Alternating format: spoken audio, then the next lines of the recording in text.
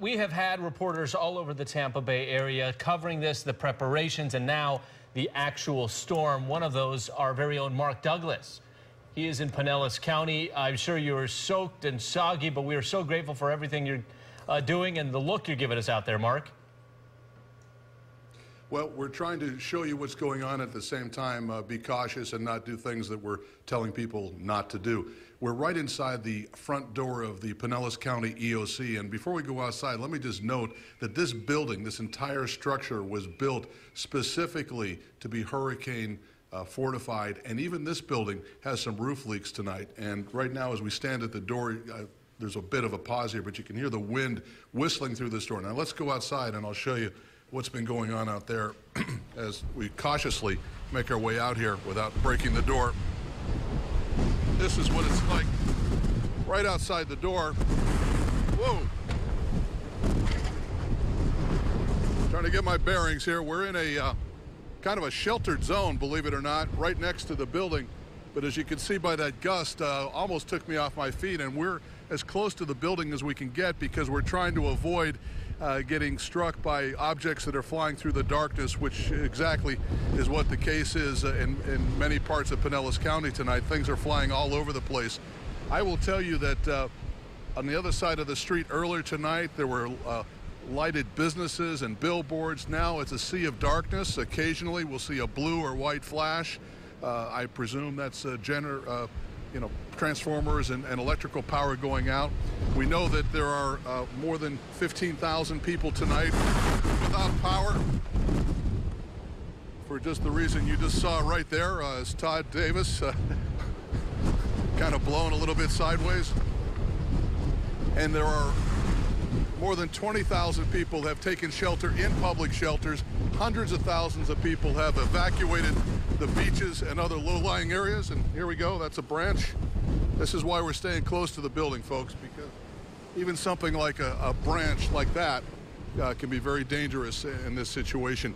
I will tell you that the police and deputies have stopped patrolling when the wind reached 50 miles an hour. Excuse me, 40 miles an hour. Firefighters also stopped patrolling. I'm keeping an eye on this branch here. And we might have to go back inside here because this thing is whipping around. At least we're going to get out of the way of this thing. Let's move this way, Todd. I don't like the looks of that. Okay. There's a bit of a vortex here. You can see this branch. Take a look at that, Todd. That's the kind of vortex that happens and the unpredictability of these flying objects, which we're, again, trying to use caution and prudence here as we tell you what's going on. Now, I heard a story just a while ago by the director of EMS at Dunedin Highland Middle School. It's a special needs shelter. That means sick people, elderly people, people who need medical machines and electricity that runs them in order to survive and be well, and that's why they're in that shelter. Well, the generators stopped working, and in the middle of the storm, the peak of this hurricane, a public works crew ventured into the darkness, traveled 25, 30 minutes across the county to that location and fixed that outside generator in the middle of this hurricane, in the middle of this darkness, in the middle of all of this wind and rain. Those guys and women are heroes in my book for doing what they did. Now, this is at a time, again, when police and deputies have stopped patrolling. Fire and EMS have stopped, all except in the most dire circumstances. We know that firefighters did respond to at least one fire on Indian Shores. I'm not sure what that fire involved, but they did go out there and do what they could, again, in the darkness with all of these power lines and all of these dangers and hazards.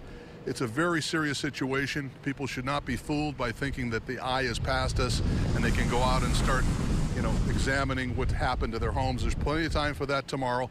I've already got reports from my own house, from the house guests that evacuated from a low-lying area, that fences are down, there's thumping on the roof, the power is out. So, there's going to be that sort of thing all over the county. It's not a good thing. It could be a lot worse, but it's bad enough the way it is, and we're hoping that in the next couple hours we're going to see some improvement. And again, let me walk out here a little bit, and you can see the parking lot is full here. These are all emergency responders, probably more than 100 people upstairs, some of them possibly watching us right now and seeing what they can't see because they're inside working and doing their jobs while we're trying to do our jobs out here, while at the same time being as cautious as we can. And I'm still looking at that branch flying around, guys, so we have to be careful.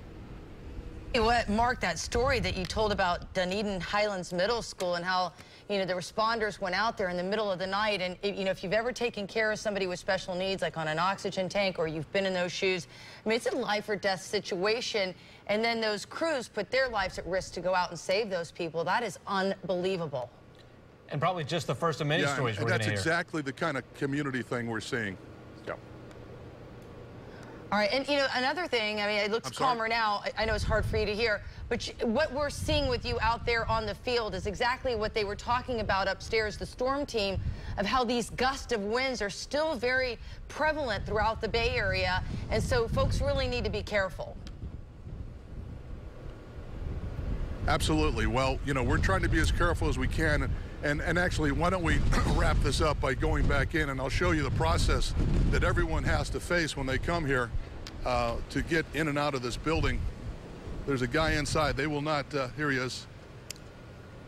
Okay, I'm gonna knock on the door and he's gonna open it up. And thank goodness for him. That's kind of a dangerous job in itself. So anyway, I hope you get a taste of what's going on out here, and I hope people that are inside, stay inside, do not go outside. We didn't go very far, and even as far as we went, you could see how hazardous it can become. So, folks, let's get through this, and the next couple hours, we hope it'll start diminishing. And as I heard Steve say, it's going to be windy tomorrow, but I hope not this kind of windy. Yeah. All right, Mark, stay safe. We'll check back in with you soon. And again,